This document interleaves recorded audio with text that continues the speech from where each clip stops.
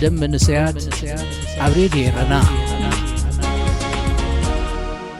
سلام زخبركم سمعتي راديو رنا بحفشة بفلايك أتختاتلت مدام منسيات كما يتغنيو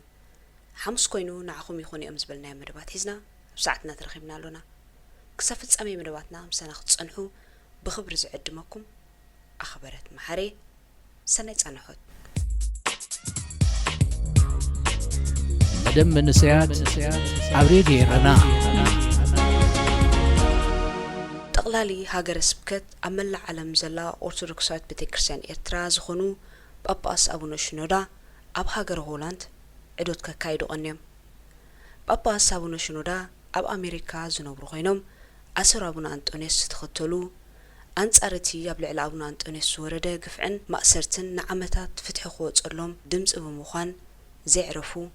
أبوهم أبز حلف سمون أب حنتي كابتن أب هولاند زركبا بتكرسيانات أبو شنودا بتمعالتي زبصحون ترخبنا زتعذبنا يوخنا كافلكم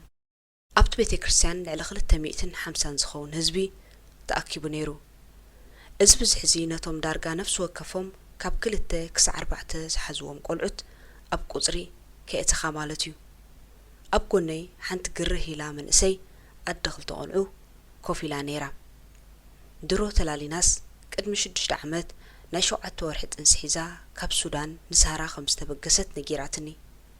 تنسان مقد سهران أبقد معيني تقجلو جنب كوان تبلني نعا أقنا ترازان تاينيرو مستي أبكب ددي أخوينو مدر بدا سهران مأكلاي بحر ساقيرو أبعدد إلان ستول داون تلالينا دحر ليلانا قدامي تزحتت كواحتو إزبت خرسيان ناي تقوم تديو ناي دقف تزبليو إتاقوال عند عزبل نجورن حتير ملسي أهيباتني حتو تاتي بغت تقتلهم ملسي نايتا من إسيكا قطاون قروهن حتير نيرو جن كمي مالتكيو تقوم تدقاله أتحتو أي ترد أنديو ولا ينتصرلان دحرت ذهبتو ملسي حتو قريبات لي مالتيسي أبزي قدسو أششتو اللودو أها كوم مالت كديو كوم دا اللو كالبتي كريستيان اللو ندبز ختمه أبو طرح زقدسو خالو كابتن يقدم سفح زبالة ملسي هيباتني اتنابز متصهز بخنا أبو خيدو وإهن نايدا نعنا داخل تدبر خوين لنا دس دابلنا نخيد تسأني حوغن حدا نقر تزيلوا كم تدحي رازع للسن دما حدا اوان نابت خالق بيتي كريستيان مسكدد كأشي خماني لهم حتيتوما نسا دما كأشا نقراتهم اتقشا أبتنا يتقومت بيتي كريستيان سلز قدس نابونا أنطونيوس كم باترياريك أرثوذكساويت بيتي كريستيان إرترا سلز قبل مرقز أختنا تصر حتيتهم نابت بيتي كريستيان كتقاتو كل كيلوما نسا 5 بلوتو جن بحيلا 5 أتوتيو ولا قواز تقوان فوزي أقات إموا يخوننبر نمنتايكم أخبز أقات أماغنا بنتصور سترد أي تمثلن اتاقوال تفلتون زردان بوزح يكونن سلز خونه دما نأبونا أنطونيوس تفلتون من تدا أخوينا حتيتيا تفلتون دا أمبر قداي مأسريهم ويابكا ميكونتا تركبو نيروم وزتا زبلو نقرات كم زي تفلتن كم زي ردان بأكناونا أتنبيهات اللي كم أزا أمسلو بزحات مؤمنان كهلو خمز خولو نمقماتو آيات أقمن نزخن دزز أكل قرهنات زلوو مسكين هزبي بيتي كريستيانات نابزدليو أنفت كزورهم بزح دخام آيات ليننيو بفلاي اتياب تحت قدف سمحدر بيتي كريستيان بوليتيكاوي أرسطات تقدف النات العلا كسرح بجهود يرأيو نقبلنا نايتي يبقون سرعة تقدف كوينهم بيت كريستيان زغلغلو أغششتي نايت زلو بيت كريستيان أبالات انتزيكونكم مسموتكم ريساكم نعدي أي كيدنيو زبلن كالئن مفراريحتات نهزبي 5 نقرو بزح أوان زسمع مسخا خرزيد ليو حقيقو كم زفلت أرثوذكساويت بيت كريستيان إرترا أبكلت خب تخفل عمتات حليفو له أبونا أنطونيوس باترياريك نايو بدلاي منغستي سلطانو خلقق أي قباءن بلا أب مسارع فتحي استسلفت بيتي كريستيانن أي فال منغستنا زبلنا إنا نخون أبونا أنطونيوس تحدثو يوم كحيدوم يوم وزت بزبل تغنى ነቶም አቡነ አንጦኒዮስ ተኪኦም ዝመጹ ፓትርያርክ ዝተቀበለት ቤተ ክርስቲያን ያተን ብልምድ ድማ ናይ ተቃውምትን ናይ ህግደፍን ተባሂለን ይጽዋዓ መመቀቃል ናይ ዘን ቤተ ክርስቲያናት ንብዙሓት ስደተኛታት ብፍላይ ከዓ ብዘይ ሓብሓቢ ዝንሰሰዱ መንእስያት ሓዲግ ገይረንኦም እየን ብፍላይ እታ ናይ ደገፍቲ ቤተ ክርስቲያን እኹል ምወላን ደገፍን ካብ መንግስቲ ኤርትራ ስለ ዘለዋ ነታ ናይ ተቃውምቲ ቤተ ክርስቲያን ከተሳድዳ ሓግያ ከሪማቱልያ ናይዚ ኣብነት ናይ ሎሚ 3 ዓመት አካባቢ የቢሉ ይኸውን ዝተዓዘብናዮ ከነካፍለኩም እቶም ኣብ ጎን መንግስቲ ኤርትራ ዝተሰለፉ ዝቅድሱላ ቤተ ክርስቲያን ካብ ኤርትራ ይኹን ካብ ግብጺ ዝመጽእ ታቦት እትውንን ብተመክሮን ቁጠባን ርግእትን ቤተ ክርስቲያና ስለዝኾነ ድማ ቆም ቦታ ሒዛ ክትቅድስ ኣይትጽገምን እዛ ፓትርያርከይ አቡነ አንጦኒዮስ ዝበለት ቤተ ክርስቲያን ናይ ደለይቲ ፍትሒ ግና ዝበዝሕ እዋን ኣብኣ ዘገልግሉ ካህናትን ዝግልገሉ ምእመናንን ሓደስቲ መጻተኛታት ስለዝኾኑ ብቁጠባ ይኹን ተቀባልነት ኣብ ዘተኣማምን ደረጃ ኣይነበረትን እቲ ቅድሚ 3 ዓመት ዘጋጠመና ድማ ኣብ ከተማ ዘሄግዩ እታ ናይ ተቃውምቲ ቤተ ክርስቲያን ንሓንቲ መዓልቲ ገዛ ተኻርያ ዝጥመቁ ተጠምቕ ትቅድስውን ንዝቕጽል ግዝያት ድማ ከምኡ ቦታ እንዳደለየት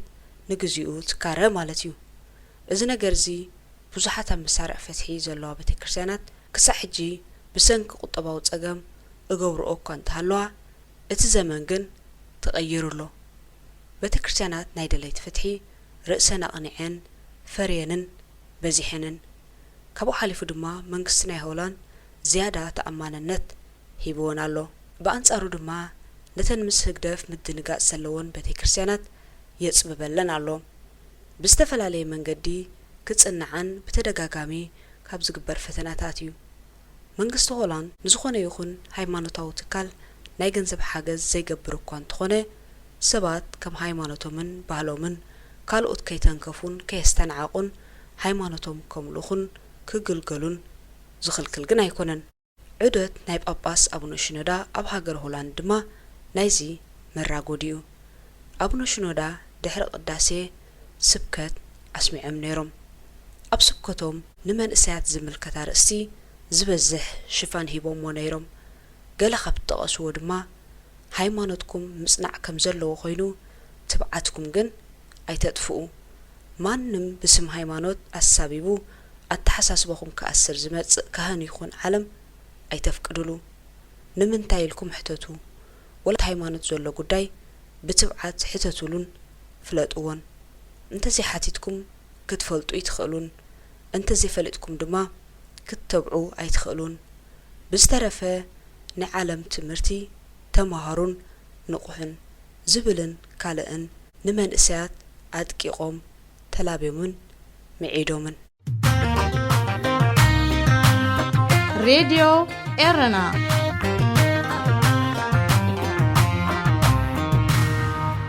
ባጤራ ነቕፋ ከቢሩ ዲ ዘሎ ሓሲሩ ዝሓለፈ እዋን ምስ ሓደ ፈላጤይ ክሳብ ክንተሓራርቕ ንደሊ ዘካትዓና ጉዳይ ትማሊ ኣብ ፌስቡክ ጎፊልኒ ንሱ ከዓ ብዛዕባ ዋጋ ናቕፋ ኣብ ዕዳጋ ዓለም እዩ ልክዕ ከምቲ ፈላጤይ ዝብሎ ዝነበረ ኣብ ፌስቡክ ዋጋ ናቕፋ ምስ ናይ ጎረባብትና ሃገራት ማለት ምስ ናይ ሱዳን ባጤራ ኢትዮጵያ ወዘተ እናወዳደሩ ናቕፋ ዝኸበረ ዝለዓለ ተደላይነት ከም ዘለዎ ሙጉትዮም ኣቕሪቦም ብሓቂ ግን ባጤራ ናቕፋ ክንድዚ ኣብ ዕዳጋ ዝረኣዩ ዘሎ ዋጋ ኣለዎ ድዩ ምሕሳርን ምኽባርን ናይ ሓደ ባጤራ መባእታዊ መለክዒኡ ኣብታ ሃገር ዘሎ ዋጋ ሃለኽቲ ንብረት እዩ ንኣብነት ብሓንቲ ሚእቲ ናቕፋ ክንምንታይ ኣስቤዛ ክትገዝእ ትኽእል ብዝብል ሚዛን ክልካዕ ከኣል እዩ ካብኡ ሓሊፉ ድማ ኣብታ ሃገር ክንምንታይ ፋብሪካታት ወይ ትካላት ኣለዉ ወይ እውን እቲ ሃገር ክንምንታይ ሰደድ ንወጻኢ ትልእኽ ወዘተ ንዋጋ ናይ ሓደ ባጤራ ከኽብሮን ካሕስሮን ይኽእል እዩ ኣብ ኤውሮጳ ኾንካ ሓንቲ 100 ኤውሮ እንታይ ከተሸምተካ ትኽእል እዛ 100 ኤውሮ ኣብ ኤርትራ እንተ ደኣ ኸይዳ ብናቕፋ ምስ ተሸረፈት እንታይ ክትሽምት ትኽእል እታ ኣብ ኤርትራ ትሽምቶ ንብረትከ ከም ድሌትካ ተረካብ ድዩ ካልእን ክጥቀስ ይከኣል ኤርትራ ብዘይካቲ ህዝቢ ብዘይፈልጦ ወይ ዓመታዊ ኦዲት ወይ ጸብጻብ ዘይግበረሉ ሽያጥ ወርቂ እዚ ዝበሃል ንደገ ሰደድ ትገብሮ ፍርያት ኣለዋ ክትበሃል ኣይትድፍርን ስለዚ ናቕፋ መስመን ተቐዳዲሚኡ ከሰንፍ ብርግጽ ናቕፋ ብዶላር ወይ ብኤሮ ክንልክዖ ከለና ኣዝዩ ኸቢሩሎ እዚ ክኸውን ዝገብሮ ግን እቲ ብዙሕ ቁጽር ናቕፋ ኣብ ዕዳጋ ኤርትራ ኣዝዩ ውሕድ ስለ ዘሎ እዩ እዚ ክኸውን ዝኾነሉ ምኽንያት ድማ ቅድሚ ዝተወሰነ ዓመታት መንግስቲ ሰልዲ ምቕያር ብዝብል ምስምስ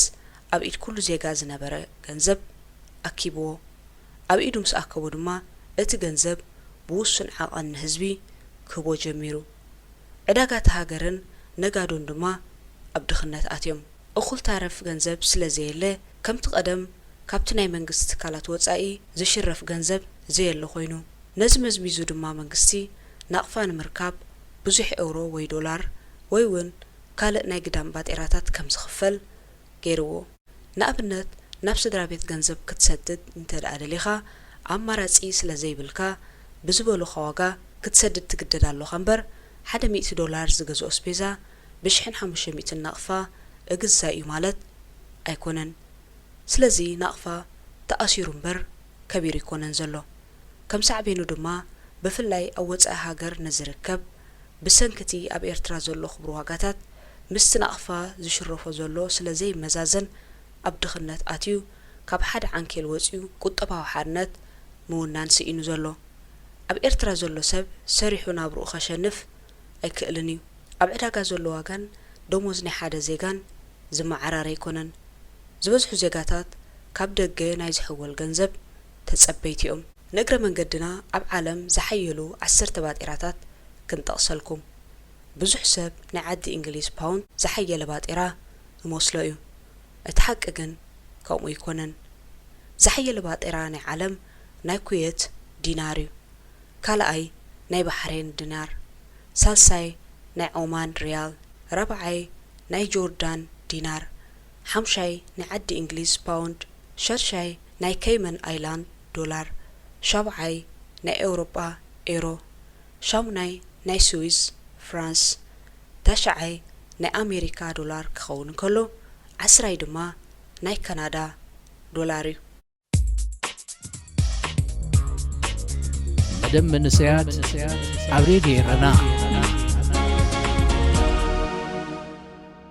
ዝኸበርኩም ተኸታተልቲ መደብ መንስያት ንሎም ዘዳልናልኩም መደባት ከም ተኸታተልኩም እዩ ነይሩ ብዘቕረብናልኩም መደባት ዓጊብኩም ክትኮኑ ተስፋና እዩ ክሳብ ዝመጽእ ሐሙስ ምዝተረፉ መደባት ሬድዮ ኤረና ንሓድገኩም ሰናይ ቀነ